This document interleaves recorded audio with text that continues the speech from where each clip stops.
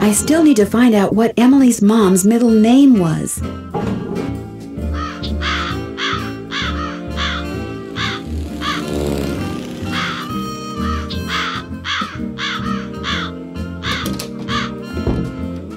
What's cooking? Have you met Richard Topham? Yeah, I've had the displeasure of meeting that quack. Somehow he knew who I was before he even saw me. He came over while they were putting out the fire today. Asked me who you were, and I was so frazzled at the time I told him. I don't usually give that crackpot the time of day. Does everybody around here feel that way about him? Not everybody. Like that circus fella said, there's a sucker born every minute. Me? I think ESP is a lot of J-U-N-K. What was Emily's mom's middle name? Do you remember? Of course I do. It was... Oh, piffle. It's right on the tip of my tongue. It was... It'll pop into this feeble brain of mine one of these days. Why don't you just go ask Emily? Well, I'll talk to you later. Bye now.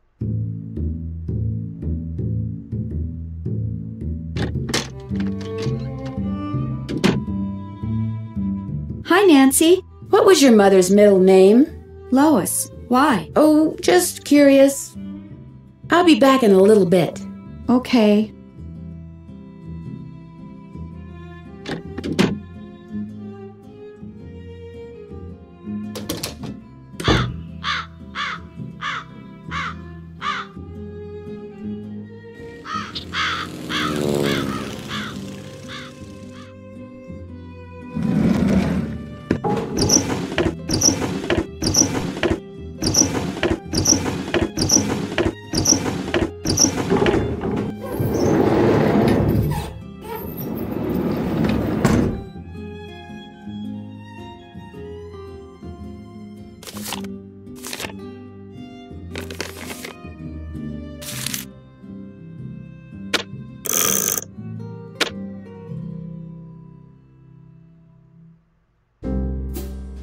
It looks like I'm supposed to turn the hands to certain numbers. But to which numbers? And in what order?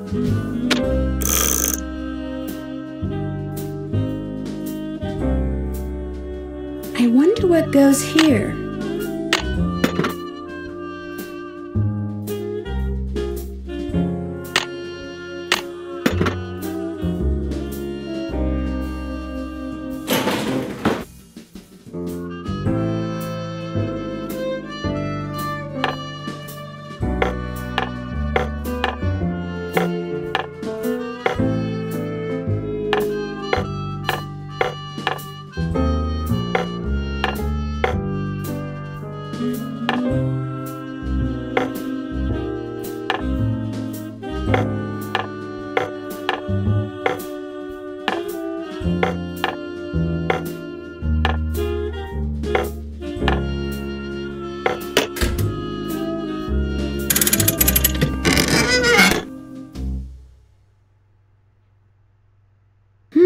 Interesting.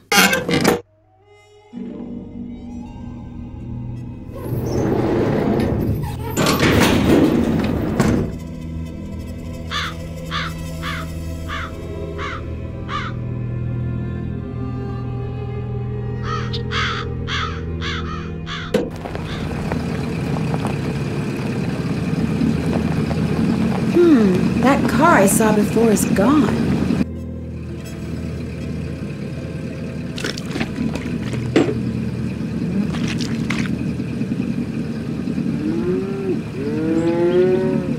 Hello, are you Mr. Waddell? So what if I am? I found this receipt, and I just wondered what you could tell me about it. Let me see that. One key, determine resale value, item 493.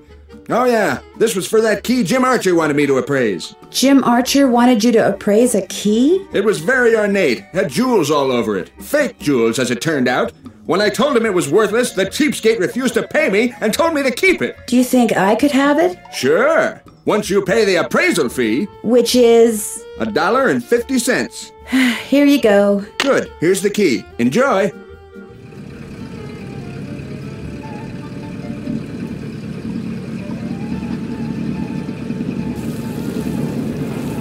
Something I can do for you? Well, my name's Nancy Drew, and my father said Say no more. You're here to pick up some papers. They're in that envelope. Thank you. You're welcome. Say, is that your roadster out there? Yes, it is. Did I park somewhere I shouldn't have? No, it's just that my regular driver never showed up today, so I've got no way to deliver all these telegrams. How would you like to earn some extra cash? You mean you want me to deliver them for you? You've got a car, you're trustworthy, or at least your father thinks you are, so what do you say? I'll pay you 25 cents each time you complete a delivery. And you might even get some tips. Okay, sure. Great, you're hired. Here, deliver this to Seymour out at Blenheim Nursery. Come back when you're done and I'll pay you and give you another telegram to deliver. Great. See you in a little while.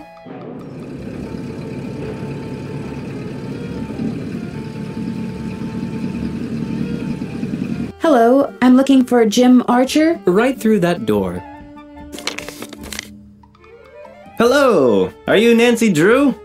Sounds like Emily called you. Yes, ma'am. Jim Archer. I'm founder, president, manager, and just about everything else you can name when it comes to this fine enterprise. I hear that some businesses aren't doing so well these days. Ever since the stock market crashed, one business after another has closed, including banks. President Hoover keeps saying that a recovery is just around the corner, but you have to wonder. Some people say we're headed for a depression. Well, that kind of pessimism is not only misguided, it's pointless. Thinking ahead and taking action, that's what we businessmen should be doing right now. And I'm happy to report that we're doing just fine, thank you. Excuse me. Main Street Bank, Jim Archer speaking. No, I don't. I'm sorry, but... Yes, I know, but... All right, then just bring it by.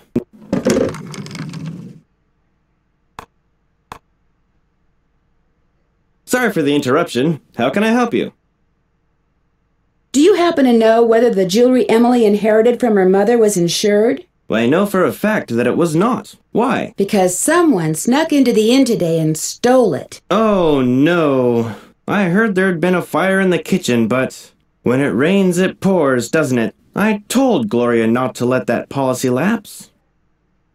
Why did she let it lapse? She felt that since Josiah Crowley would be leaving her a large sum of money when he died, or so she thought, paying to insure her jewelry just wasn't necessary. How well did you know Josiah Crowley? Well enough for him to name me executor of his will. An executor is the person who makes sure the terms of a will are carried out. Did he leave you anything? He'd given me the impression that I would be well taken care of when he passed on, too. But when I finally read his will, it all went to Topham. Where did Josiah keep his will? He'd hidden it in a chest of drawers in his house. It took me months to find it. When he named me executor, he said he'd tell me where it was hidden when the time was right. Whatever that meant. How did Josiah die? He was sitting in the public library reading when apparently his heart just decided it was time to stop. Did he go to the library a lot? First Thursday of every month. That's when the fan magazines would come in. Know what his favorite book was? The Make-Up Secrets of Lon Chaney. The will you found in Josiah's house. Is it possible that Josiah didn't really write it? Well, the thought that it could be a forgery did cross my mind. But an expert verified that the will had been typed on Josiah's typewriter and signed in Josiah's hand. But Richard Topham lived in Josiah's house. He had access to his typewriter, and he could have copied his signature. As far as the law is concerned, the matter is closed, Miss Drew. But it's possible that Josiah's real will is still out there. Are you sure he never gave you any clue as to where he'd hidden his will? Whenever I asked him, he said he'd tell me when the time is right. Although, he got a safe deposit box here about 3 years ago. Has it been opened? Topham has tried to claim its contents, but he can't find the key. Maybe he knows the real will could be in there, only he wants to destroy it. Now, Miss Drew, I wouldn't go jumping to any conclusions. How well do you know Jane Willoughby? You know, Emily's guardian? Not well at all. Met her once or twice. Seemed a little flighty. Do you think Emily's going to be able to run the inn by herself? Times are just too tough. If she's smart, she'll sell before the bills start piling up. What's your opinion of Richard Topham? Interesting gentleman who's in an interesting line of work. Does he do business here? Yes, he does. Jane thinks he's a crackpot. He makes a living doing whatever it is he does, so obviously someone thinks he's the real deal. I guess I'll be going. Come back anytime. Don't you ever use this typewriter? That used to be Josiah Crowley's. It was the only thing he left me in his will. Naturally, it doesn't work. The keys always jam. October 9, 1929. Dear Mrs.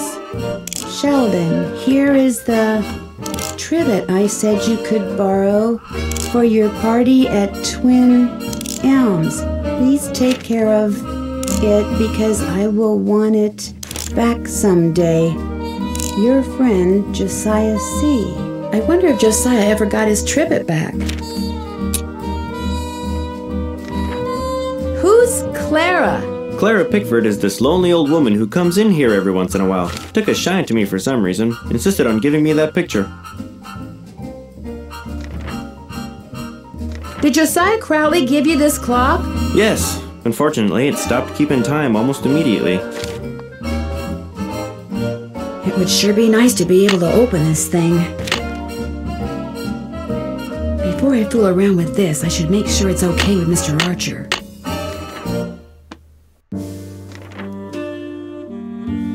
Is this your car? Yes, it is. Bought and paid for.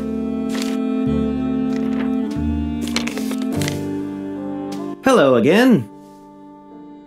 The key that you had Mr. Waddell appraise, could that be the key to the clock that Josiah Crowley gave you? It might have been, I suppose. You know about that? I found the receipt on the path to Richard Topham's house. Really? I thought I'd thrown it out. You see, when he told me the key was worthless, I lost all interest in it. So, it would be all right if I kept the key for myself? I have no use for it. In fact, if you want that old clock, you can have it too. Was that your car I saw parked near the Lilac Inn this morning? I haven't been there in months. You saw someone else's car. It's a very popular make and color, you know. I just wonder what it was doing there. Probably just someone sneaking onto that miniature golf course that Josiah built back there. Or bootleggers. I hear they frequent that area too. I guess I'll be going. Goodbye now. I need a special key.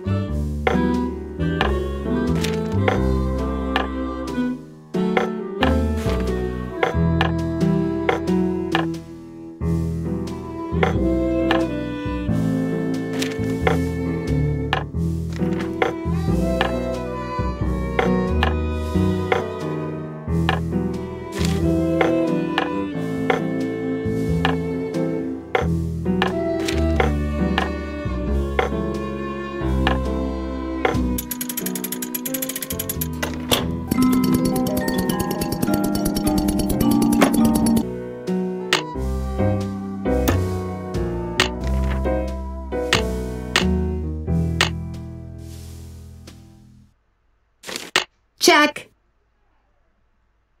Check. Can't check that off till it's done. Can't check that. That's done. That's done. Check. Can't check that off till it's done. Check. I'm finished with that.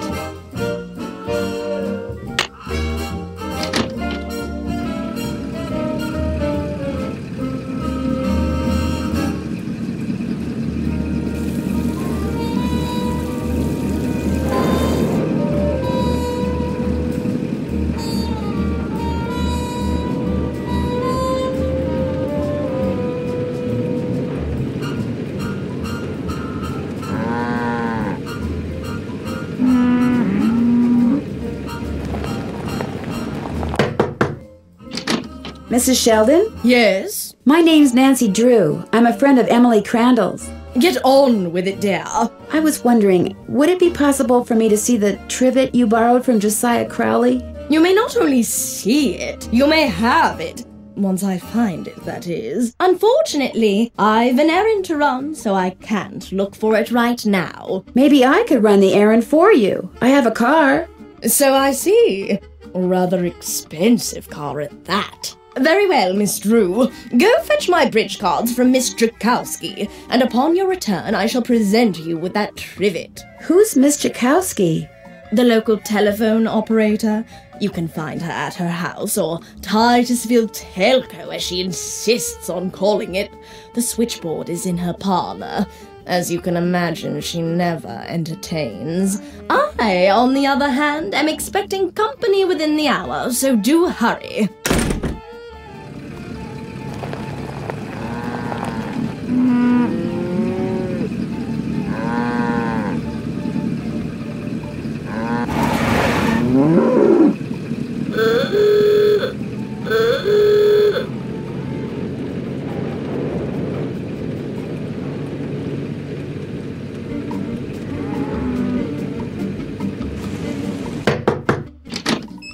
Yeah? Are you Miss Tchaikovsky? Yeah? And you are? Nancy Drew.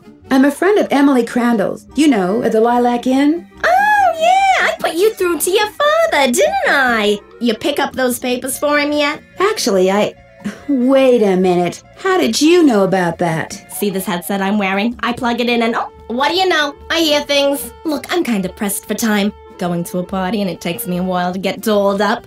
What do you need? Mrs. Sheldon asked me to pick up her bridge cards from you. Tell you what, I'll get you those cards if you drive that fancy car of yours over to the orphanage and pick up some raffle tickets from Mrs. O'Shea. I should be able to unload a ton of them tonight. I'd be happy to. Good, I gotta go. Yeah, I'm coming.